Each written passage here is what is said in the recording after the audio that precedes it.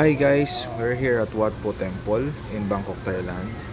We were here for 3 days and 2 nights.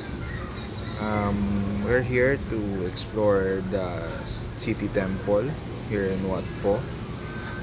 Titingnan natin ang kanyang 360 view. Iikutin natin siya. Samahan nyo ako.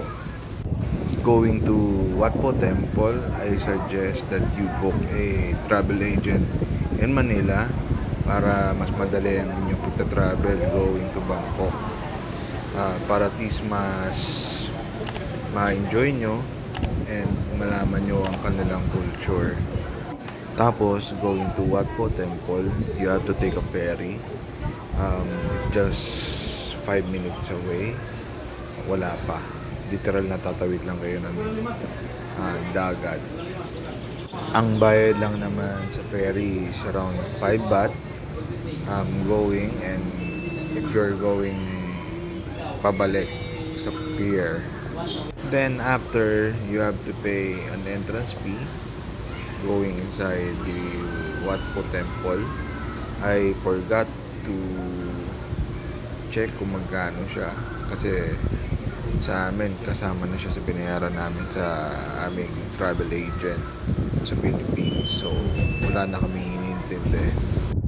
And pwede rin pala kayo magpa-picture gamit yung mga parang pang Korean novela, yung mga sinusuot ng mga monks dito sa Thailand para ma-feel nyo yung vibe ng Thailand. And may kasama na rin namang magpipicture sa inyo, so it would be a nice experience for you guys to wear it para feel nyo ang Thailand vibes. And maganda rin na may travel agent kayo kasi some of the people there in Thailand hindi ganun kagaling mag-English, so medyo mahihirapan kayo sa pag-intindi.